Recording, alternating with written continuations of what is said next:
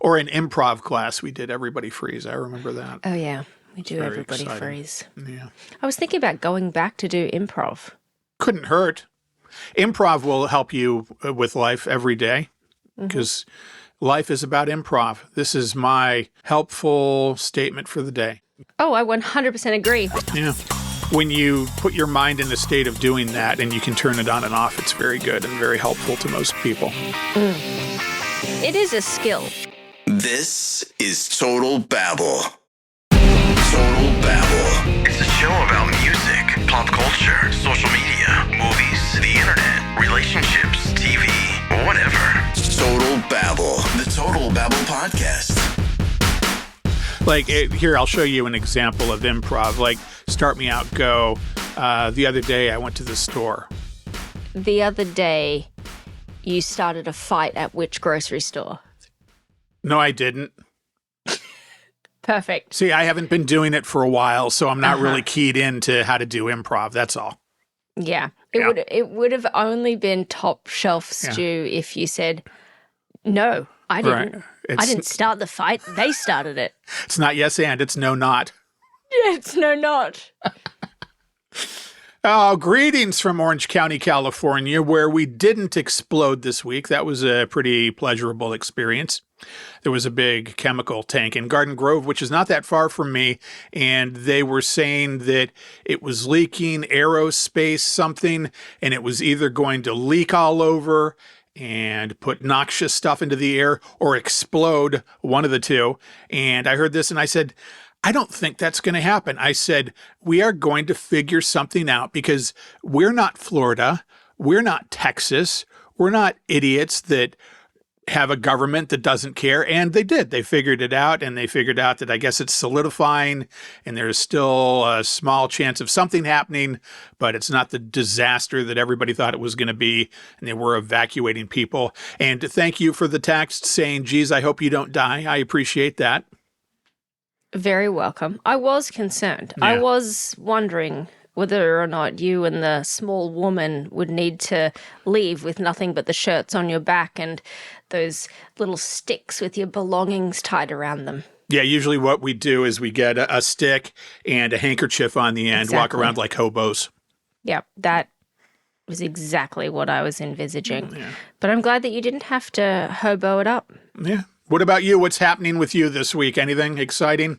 There are so many great things happening. It is almost, air quotes, summer here because I now judge summer not by the weather, but when my kids are out of school. And so one's been out of school for a week and the other one has final exams.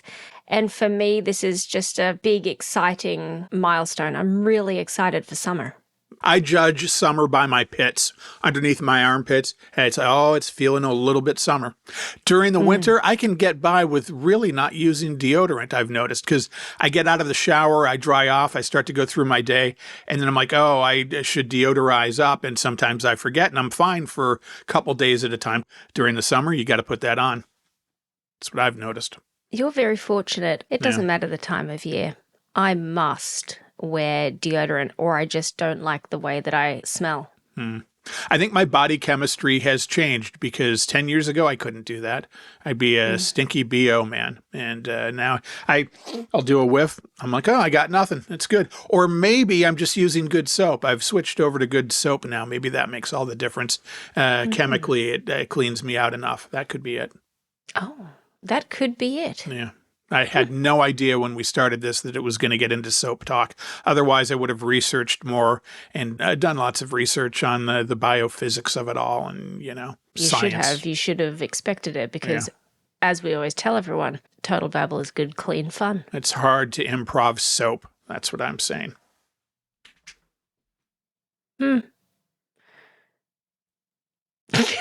response, by the way. I was just going to let that sit and see how long it went before. Me too, but then I realized that you were doing it, and I was like, wait a minute, we're both doing it now.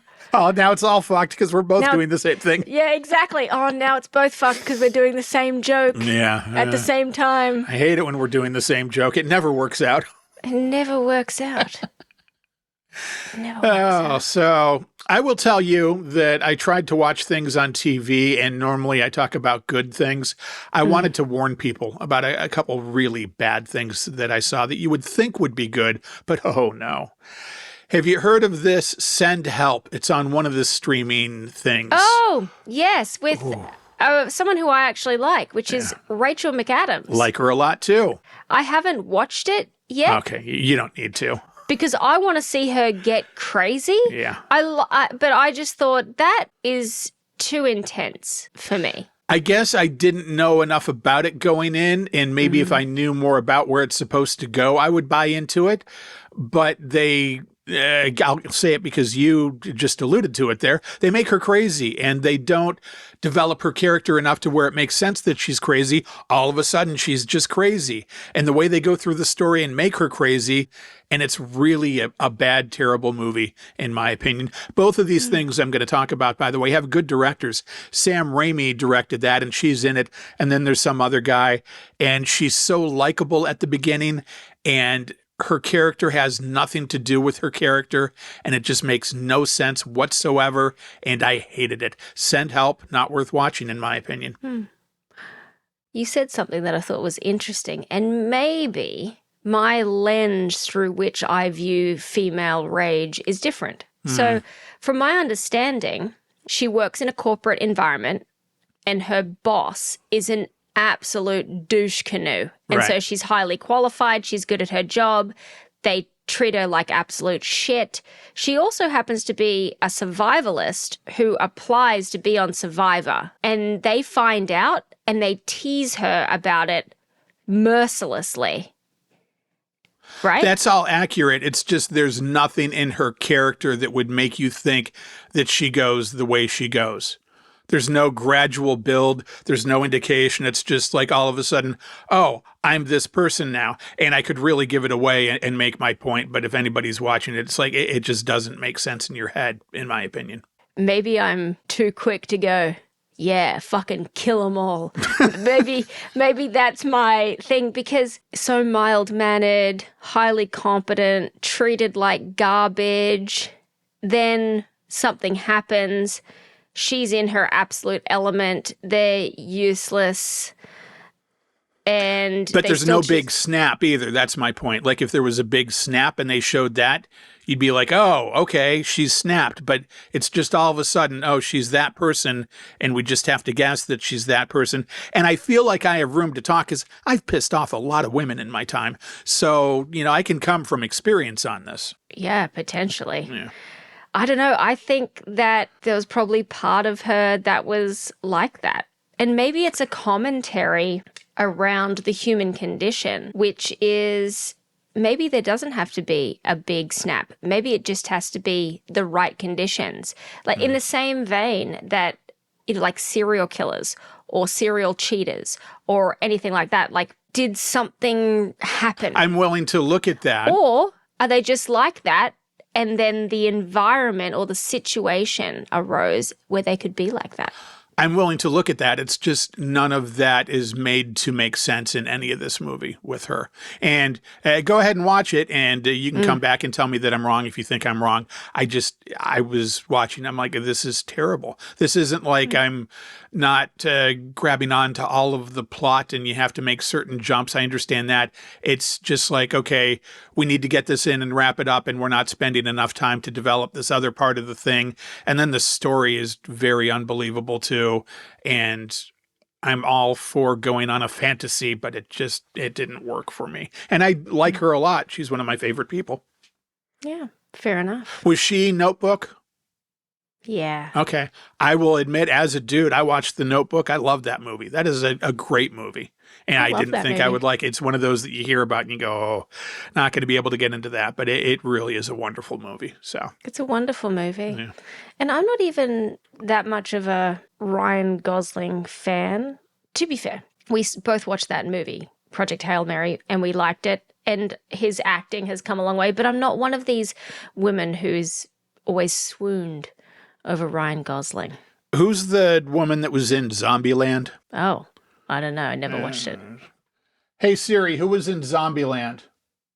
Sorry, there was a problem with Apple Music. Oh, You'll need to it's log nothing- into your music account again Nothing to to start do with playing. Apple Music. I want to know who's in Zombieland, you dumb robot.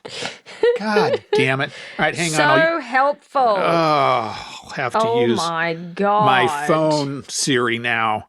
Hey, Siri, who was in Zombieland? Because I just... Abigail Breslin? No. Here's an answer. Amber Heard. I found this on the Emma web. Oh, Stone. Amber Heard. I like her, but I don't. Fucking hate that cunt. I- Emma Stone. Emma Stone. I get Emma Stone and Rachel McAdams confused constantly, always. How? They're the same person, kind of. Rachel McAdams, Emma Stone, they could be sisters.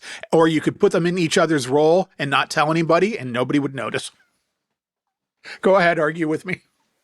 I would more say Elizabeth Banks looks more like her. No, Elizabeth Banks is blonde and hotter.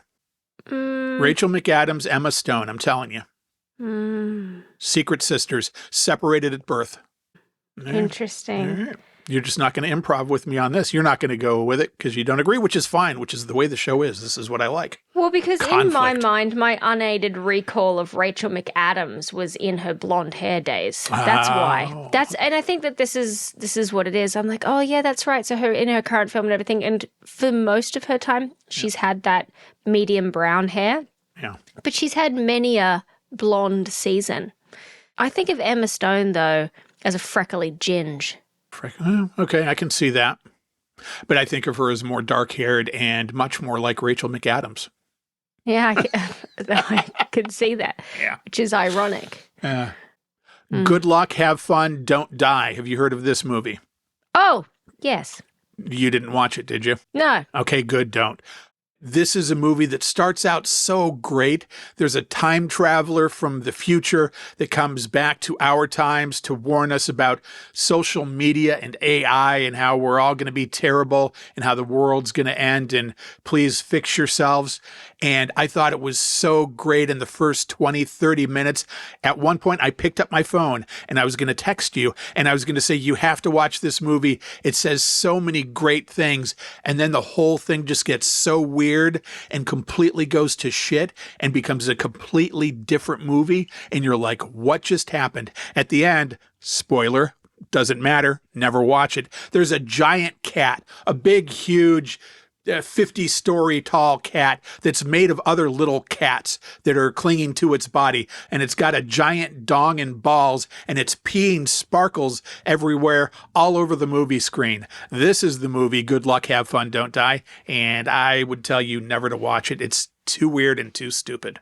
That sounds like a bad trip. That sounds like a movie being experienced through the lens of somebody ingesting hallucinogens. So you like drop a tab of acid. First 30 minutes of the film are fantastic. Yeah. And then you go on a magical, mystical journey that involves multicat. I think you're absolutely right. It kicked in at the end and it didn't need to kick in at the end. It was so great. And I'm like, people will understand that we're becoming Wall-E. And it just went to shit, as you said. And I can't understand how that happened. It was one of the most disappointing movies I've ever seen. That is disappointing because if I think back to the last movie that we both loved and watched, which was Project Hail Mary, I remember when it zigged, when I thought it was going to zag, when the rock alien appeared. And I was like, I don't know if I can get behind this now. Like for a minute there, I was like, nah, can no longer suspend my disbelief. Yeah, but that was a weird change. It was a weird change, right? Yeah. And there's a moment in every one of those weird movies where you're like, can I stomach this? And I thought that paid off, but I feel like perhaps this film that you're talking about, too bold, disconnected, weird. Yeah, I would say never, ever watch it unless you want to just fast forward to the part with the giant cat pissing sprinkles and sparkles everywhere. And you're right. I think somebody took a lot of drugs and they kicked in.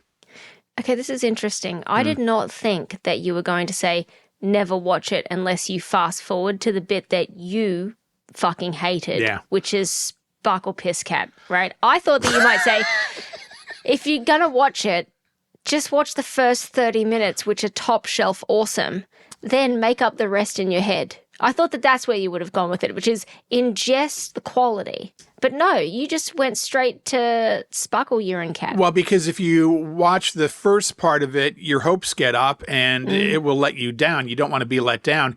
If you just take hearing this show and knowing that it's terrible and say, oh, okay, I'd like to experience that terrible that Stu was just talking about.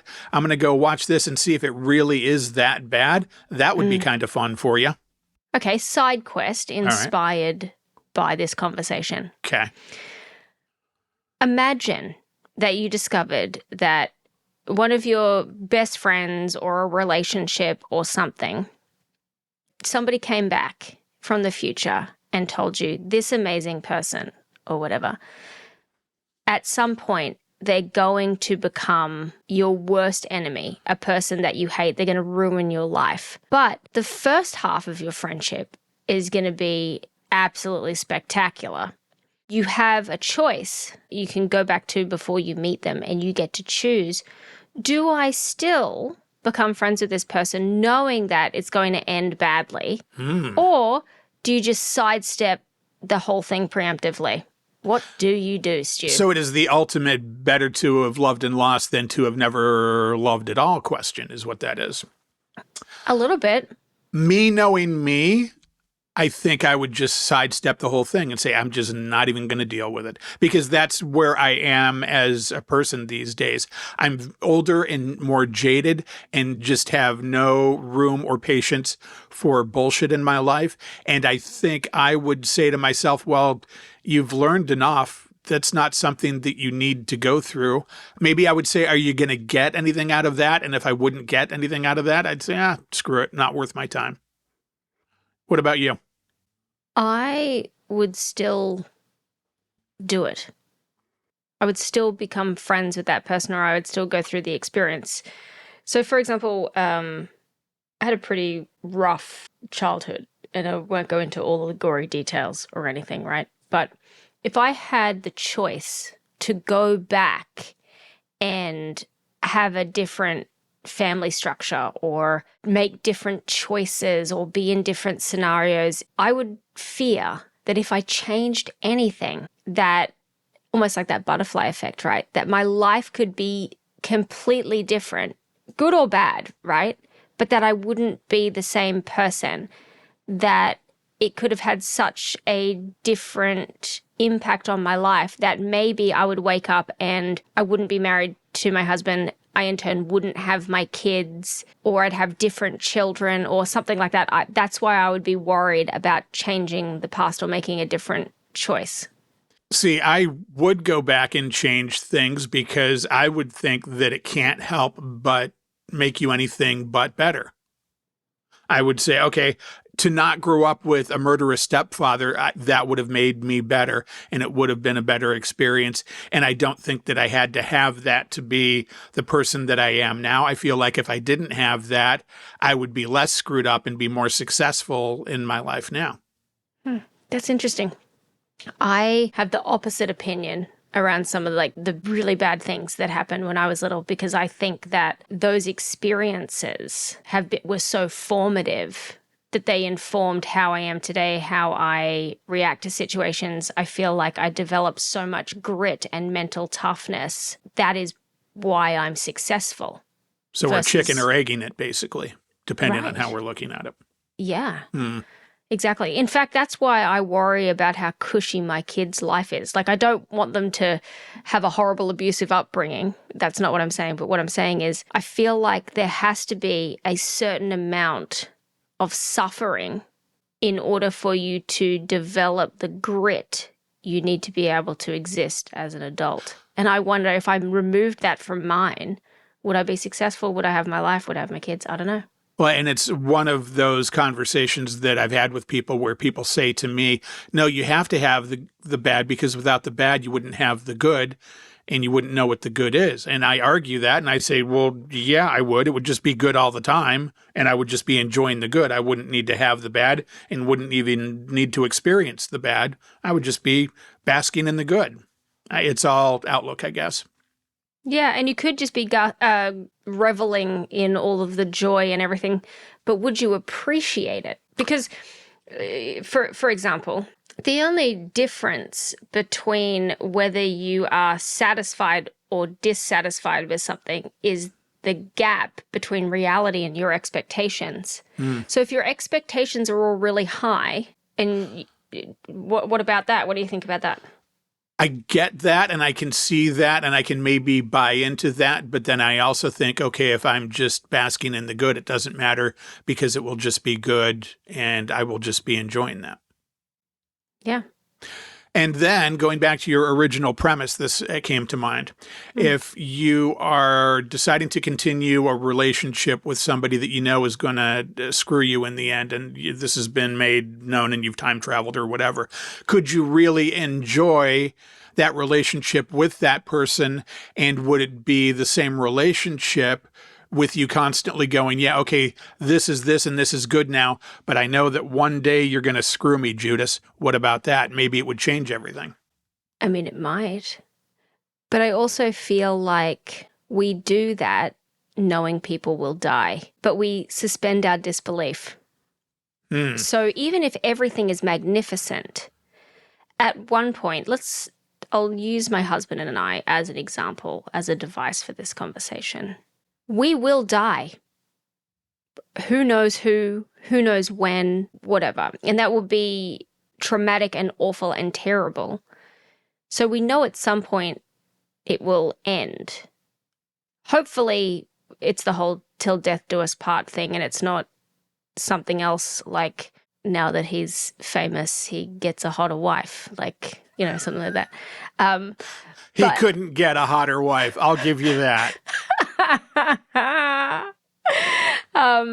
So maybe that's happening, but would that change? I think that we all, whether we are conscious of it or not, know that things are going to end badly. I feel like there's no good way for a relationship to end unless you die first, because I don't want to say I want to die first. Right. But I would prefer out of that, like the idea of losing my husband, losing one of my sons. Oh my God, I'm nearly crying just thinking about it, is so brain-breakingly devastating to me. Yep. I would rather fall off the twig first, many, many years from now. And then watch this, and I'm sure you've extrapolated it out too. Yes, it would be so much easier for you to die first. That way you don't have to experience that unbelievable loss of them dying.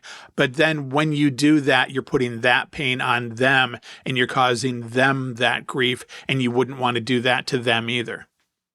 No, that's super true. I think we're also assuming that they feel a certain way about me. Wow. Look at us. I mean, how could they not? They have to. But yes, there's no good answer in any of that. I feel like there's no good answer. There's no good ending for any of it. And that is why I'm still in the camp of it's better to have loved and lost, and that you can learn a lot about yourself and other people through hard times than to not have them. And in that scenario, I would say, too, that I would generally not have the relationship, but maybe there's other things that could be brought up, other details that would make me change my mind. I don't know. I guess I would have to look at it on a case-by-case basis, dealing with it that way. Yeah. Yeah, makes complete sense. Good chats. If you could find out the day you were going to die, would you take that information? Absolutely not. Me either. That would be the worst. You would just start counting down the years and the days, and then it would get close. And those last few days and months, you wouldn't even live. You would just be dreading what was going to happen, especially if you didn't know how you were going to go. Then you'd be looking over your shoulder all the time, like, oh, a heart attack or bus is going to hit me. That would suck.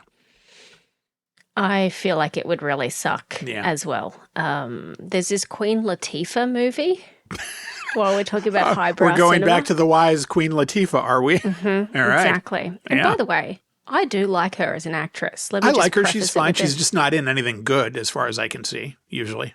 Right. I don't know what the name of this film is, so you'll have to Google the entire plot to find it. Yeah. But in this movie, she goes to the doctor and she gets a brain scan, and she's diagnosed with inoperable brain cancer and told she has 3 weeks to live. Okay. But she has worked hard her entire life, never taken vacation, never done any of this type of stuff. She's given 3 weeks to live. And so she goes and starts living out her bucket list. And it's a really beautiful story, actually, about how she chooses to live, the choices that she makes, the relationships she makes along the way, the decisions she makes, knowing that she's going to die or whatever. I'm going to spoil it for you. The MRI was broken, and so it was diagnosing everyone with the same condition. Sorry. We fucked up. It's a smudge. It's a smudge on the film, and everyone has got the same problem. And they discover that. Yeah. And toward the end of the film, they catch up with her in Paris via the hotel to tell her, in fact, you are not going to die. Meanwhile, she has spent all of her life savings. All of this stuff is happening. But let me guess, at the end, they tell her this, and she comes up with something wise. A good resolution, like, I pissed all my money away, but I've gotten back so much more as a person. You know, it's something along those lines, but, you know, she ends up with the man of her dreams, and they thought they would only have a couple of days together. Turns out, haha, joke's on him. Like, he did these now big you gotta grand stick gestures, with me, motherfucker. thinking she's going to die. Yeah. But she's not. And all her dreams come true because she started living out loud. She stopped waiting for the right time. She just went about and she did it. And it's interesting because I'm not sure if I told you this or not, but last Easter on Good Friday, my son's best friend's mother passed away when the boys were just 10. And that had such a profound impact on our family because it made us, one, it was the first time our boys lost someone who they knew and knew well. And it really called into question the way that we have been living our lives. Now, we knew that she would pass away at some point. She had been diagnosed with stage 4 cancer, but we thought that she had more time. And it changed the way that we look at how much time do we have as a family together.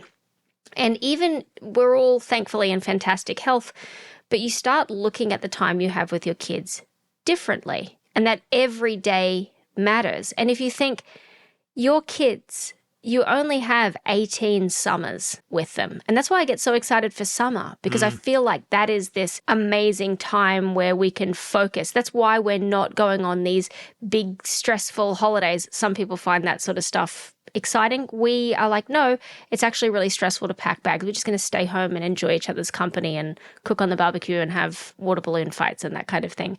But our time is less than we know. And I don't have much time until I'm going to be sharing Christmases with their partner's family.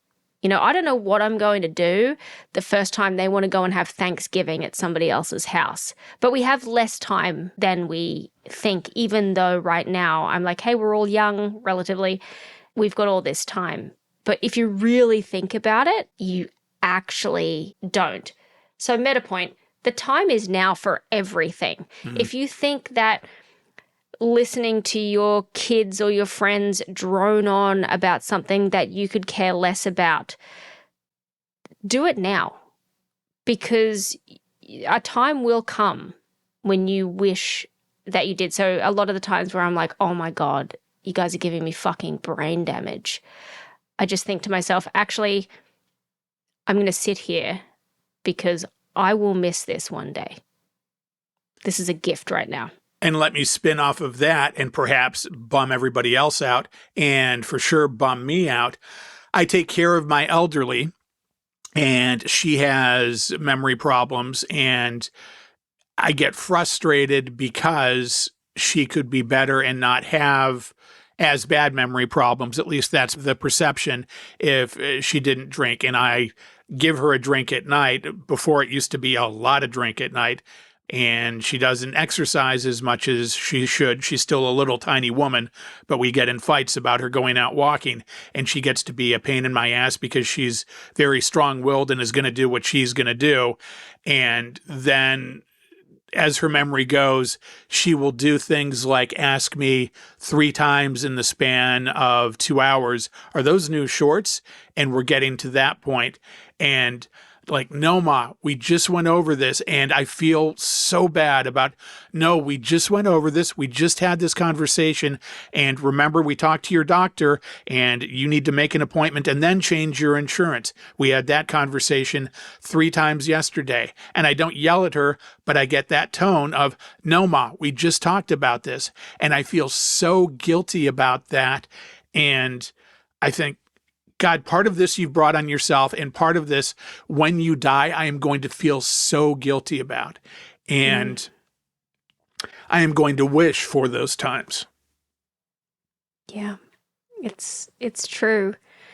But it's still valid to be grumpy about it in the moment. It doesn't mean that you love her any less. You're just not enjoying that moment. And although I'm not living with that.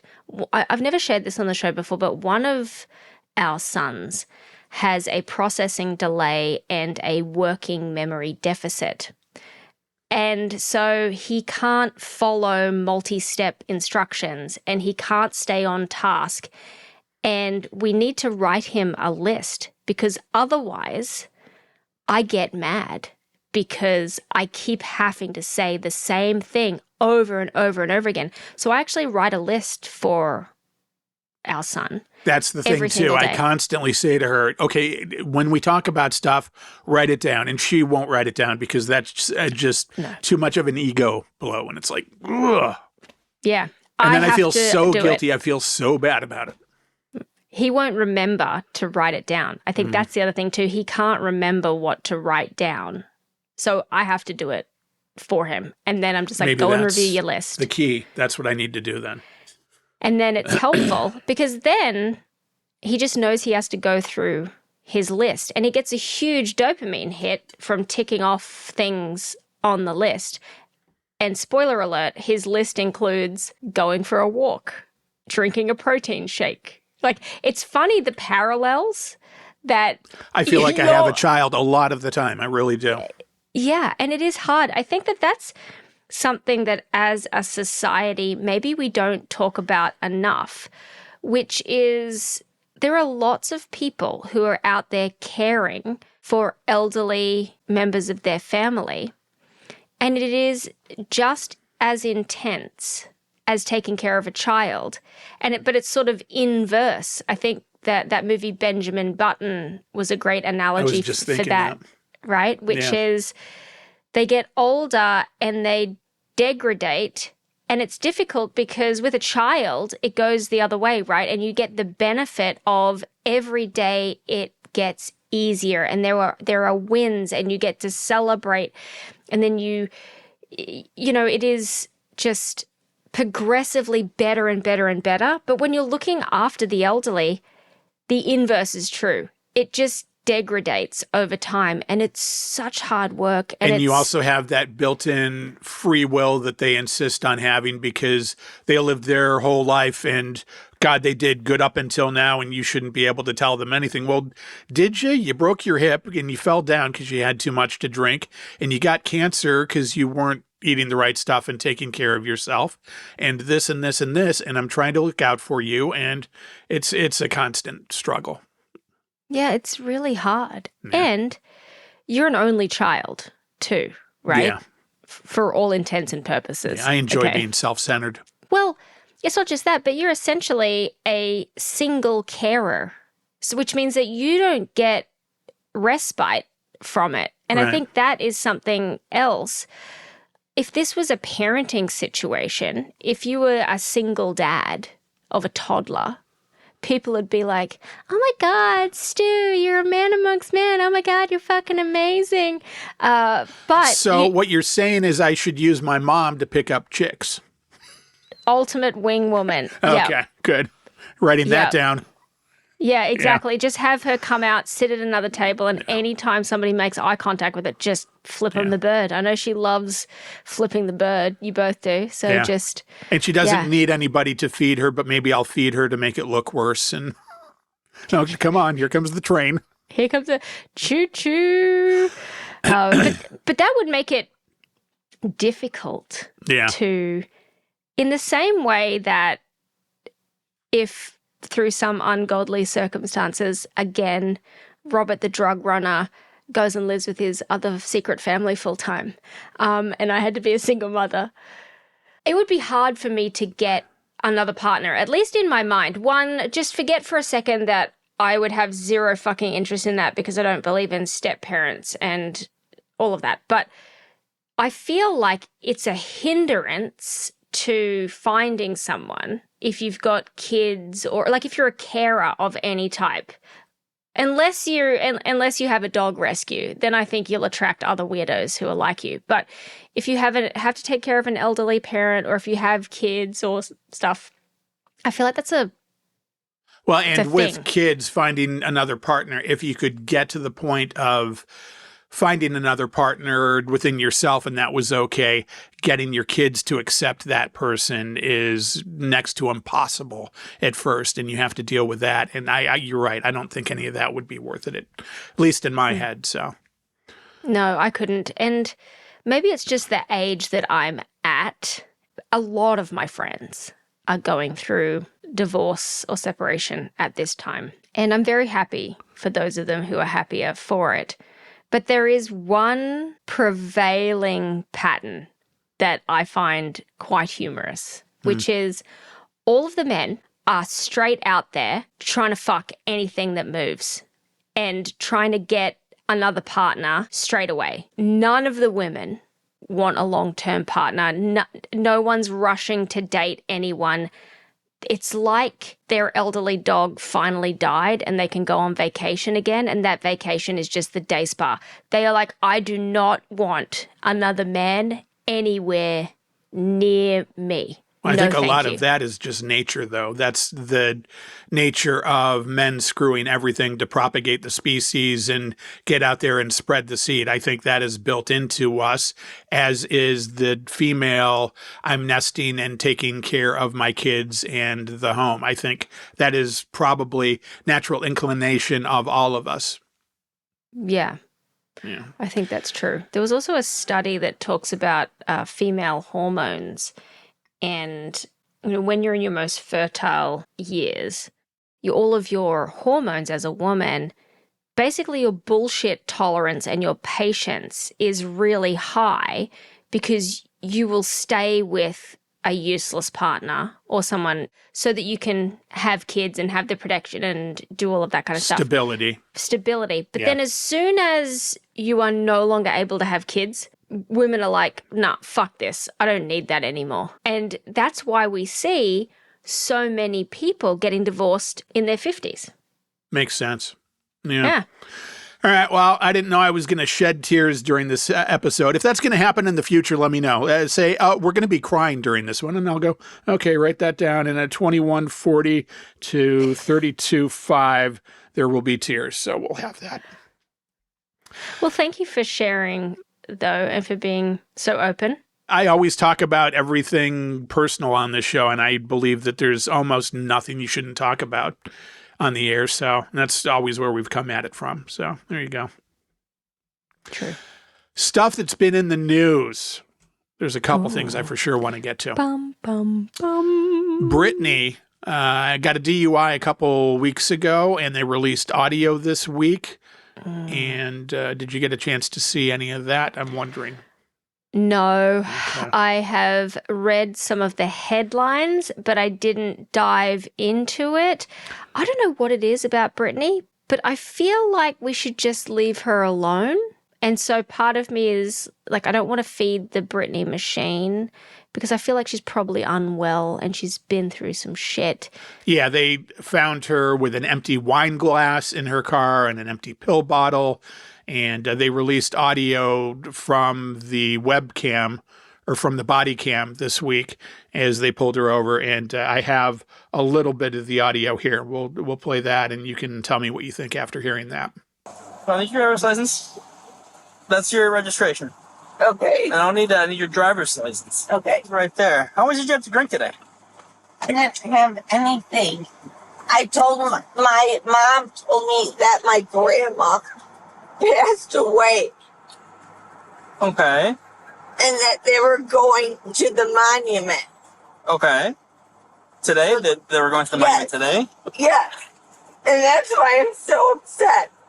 So you can talk to my parents then. I don't need to talk to your parents. I need to talk to you, because you were the one involved in this accident. That's not your driver's license either, man. Oh, my driver's license. Yes. Oh, wait, I got my tape screwed up. That's not Britney. That's Christina. That's, oh, shut the hell away from me. I'm sorry. I screwed that up. That's not Britney at all. The best part of that was watching your face change. Because I was like, that is not her voice. And I was about to say, did she also smoke 2 packs of cigarettes? That's our shut the hell away from me woman, Christina. Oh my God. And when the Britney thing Christina. came up, I'm like, oh, this is perfect. Talk to my parents. Yeah, when we do our Christina show, it's going to be that much better. And what you said right before then was absolutely true. I listened to the audio and it felt icky to me, and it wasn't that good a quality, and that's part of why I didn't want to play it. But she was kind of argumentative and she was very out of it. And at one point she became very baby voiced, and then she had a British accent all of a sudden. And it's really unbalanced, and I think I would have felt weird kind of exploiting that audio. I'm not saying I would never play it, but it just felt like, I don't want to delve into this. And I kind of am getting the overall opinion that maybe they should not have freed Britney. It seems to me like she needs a conservatorship, and that should have been kept in place, and all of that happened was really kind of dumb, and somebody should be looking after her. Mm. It's interesting. I feel like the Britney conservatorship, though, really existed just so that they could get access to her money. It had nothing to do with actually taking care of her. And so I'll be all for it if somebody who didn't have access to her money could take care of her. I think you're nice. right towards the end. I think probably, and I'm no expert, but based on what we know, I think probably they put that in place because there was stuff not right happening there. And probably towards the end, it's like, well, we have control over all this and all this money, and I can get mine. And I think it probably evolved into that. And that's a shitty part of the whole story. Someday this will be like a mini series on TV, and we'll get to know what happened with the Britney like they do nowadays with Judy Garland or whoever it is. I wonder who will play Britney in this Lifetime movie. It'll be some hot actress that we don't know yet because it'll be so far into the future. And I think she's probably just been born, and then in 25 years she will be playing Britney. I think you're probably right. All right. Blows to free speech this week. Fuck, we don't have enough time. Yeah. We need a whole second show to cover this topic. The CBS Propaganda Network this week took the Colbert Show off the air. And also the final broadcast of CBS Radio News was this week. CBS Radio News was very respected in this industry. Their TV news, too. CBS News in general was so thought of as the network with integrity, and they had decades of legendary newsmen. And I have a clip here. This is Rolling Stone outside the Colbert Show the final night, interviewing people about it. I did edit it because you want to put the last thing as your best thing, and they didn't do that, so I did change the order of one thing, and you'll hear it. This is Rolling Stone talking to people about the Colbert Show and CBS in general. Do you have a message to CBS? Free speech should exist. CBS, you messed up on this one. Hi, this is Leah from Rolling Stone. We are outside the Ed Sullivan Theater ahead of the final taping of The Late Show with Stephen Colbert. As you can see, there's a line of fans outside. We're going to talk to a few of them and see if they have any messages for CBS. I can't say it. Only I want to say is curse. Don't allow for over 100 years of credibility be taken away by 4 years of one man's pressure. I hope they realize what a big talent they're going to miss out on. It's weird to have the #1 late night show be canceled. I'll just be very curious to see how the show replacing him does. I don't necessarily have high hopes. Don't listen to the money. Politics, capitalism. You're going to have the great parts, you're going to have the bad parts, and this is a bad part. Are they even a network? Are they even relevant anymore? CBS, stand up and get a backbone. Get fucked. Get Fucked was my favorite. And the show that's replacing them, by the way, isn't even a real show. They couldn't sell the time, I guess. So it's basically a comedy infomercial. There's a comedian named Byron Allen that has his own show, and he's basically buying the time to put his show in that time space. And I guess he's going to sell his own advertising locally, but it's not even a real show they're putting on it. It's basically like those shows you see on cable on Sundays where somebody has purchased the time. And we've talked about it before, and we've talked about boycotting, and I really feel like that needs to happen. There's no reason for anybody that is listening to this show at least to support that network, and you should boycott everything having to do with CBS, Paramount, Skydance. And people said, well, boycott's not going to work because they don't even care about ratings necessarily. They just want to make it the Trump propaganda channel, and that's all they care about. They don't care about ratings. But if no one is watching and they can't get ratings, they can't have advertisers, and they're not going to be able to afford to continue to broadcast. So keep that in mind if you think that you're not going to make a difference. You can make a difference by not watching, and they're going to lose tons of viewers as they already have. And I just wanted to run down that the CBS Paramount boycott channels are Showtime, Comedy Central, Nickelodeon, BET, MTV, CMT, Paramount Pictures, Paramount Plus, Paramount Sports, CBS, CBS News, and CBS Sports. Those are the people to avoid if you care about this country. And again, it's not about them having a different point of view. It's about them being the mouthpiece for this terrible administration and stamping out any opposing points of view. Agree. And what else do we do? I mean, there's nothing else that we can where do. we've come to in our society, it's just, ugh. Yeah.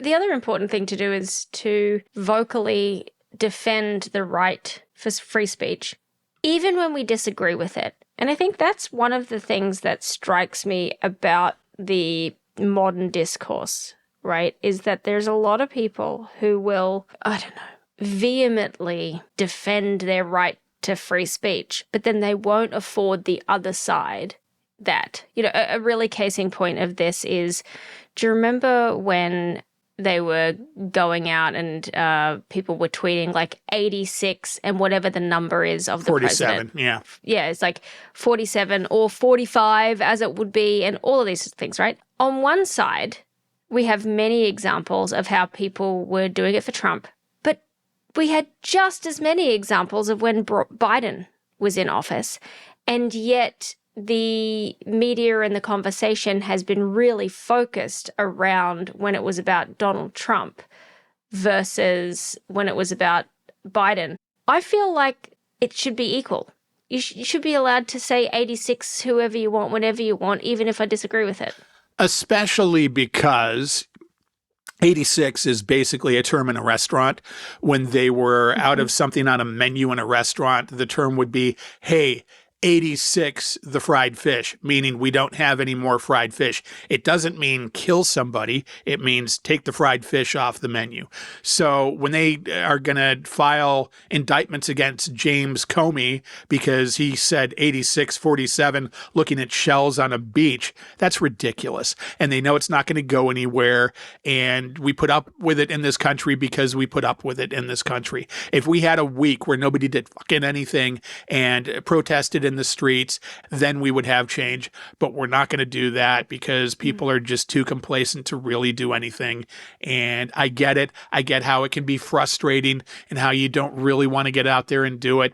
But this is really like American Revolution 1776 kind of shit. So at the very least, if I can bring it back around, just choose not to partake in certain TV. That ought to be the very least that you ask of yourself for your country. You don't have to go and fight in Vietnam, but don't watch MTV. How's that?